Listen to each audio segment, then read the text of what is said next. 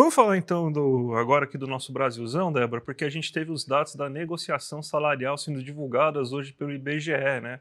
Então a gente tem que no ano, mais de 78% das negociações salariais ficaram acima da inflação. Se a gente pegar o resultado mensal, 72% das negociações salariais tiveram resultado acima da inflação, ou seja, o reajuste que foi obtido de quem negociou seu salário em setembro foi, em média, teve 73% das pessoas conseguiram reajuste acima da inflação. Durante o ano todo mundo que já reajustou seu salário nesse ano, 78% dessas pessoas conseguiram já um reajuste acima da inflação. A gente tem até o gráfico aqui para mostrar para vocês o que está acontecendo, né? Que você vê aqui que 78,1% dos reajustes no ano estão acima da inflação, sendo que 71,9% somente nesse mês aí você teve de reajustes acima da inflação no mês de setembro. Se a gente for pegar aqueles que são igual à inflação, ou seja, que empata, que mantém o poder de compra da pessoa, nesse mês, de todas as negociações ocorridas, 13,7% dessas negociações resultaram em reajuste igual à inflação. Então a gente tem 72 mais 13, 85%, né? 85% dos reajustes acontecendo pelo menos igual à inflação. Então a gente tem que 85% das pessoas não tiveram perda salarial nem perda de poder de compra nesse mês. E no ano a gente tem então que 16,7% das pessoas que renegociaram seus salários tiveram reajuste igual à inflação.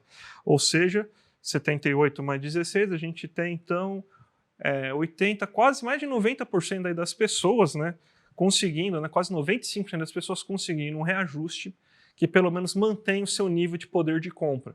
Isso é uma situação muito boa para o trabalhador brasileiro, porque a gente tem que, existe vamos dizer assim, uma tempestade perfeita, né? Tempestade, se for olhar para o empresário, que ele não gosta, o empresário não gosta de dar reajuste. Ele fala que gosta, mas não gosta, tá, gente? Então, você tem o quê? Baixo desemprego significa que vai ter maior dificuldade para conseguir encontrar uma peça de reposição entre os desempregados no mercado de trabalho, então ele aceita com maior facilidade negociações. Você tem baixo custo de reposição salarial, porque a inflação está menor. Então, você tem essa soma de duas coisas, faz com que o poder de barganha do trabalhador aumente. Olha que a gente está numa situação de sindicatos bem enfraquecidos. E você vê assim, se pegar setorialmente, né, o setor comercial que tem um sindicato mais fraco do que os outros, ele vai ter um sucesso nas suas negociações bem menor do que o resto. Se a gente vê 70% das negociações ocorrendo acima da inflação, mas no comércio é um pouquinho mais de 50%. Então você vê a diferença, né?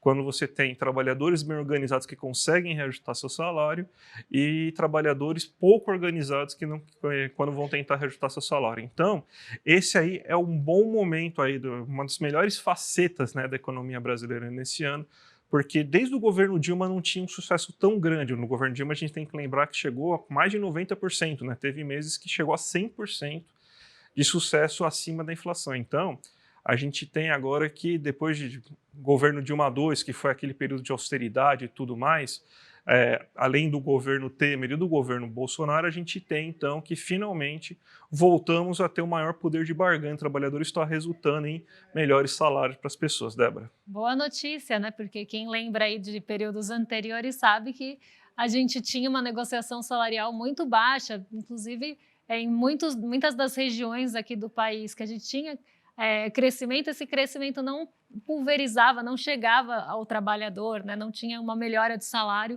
há bastante tempo. Então, uma notícia aí positiva.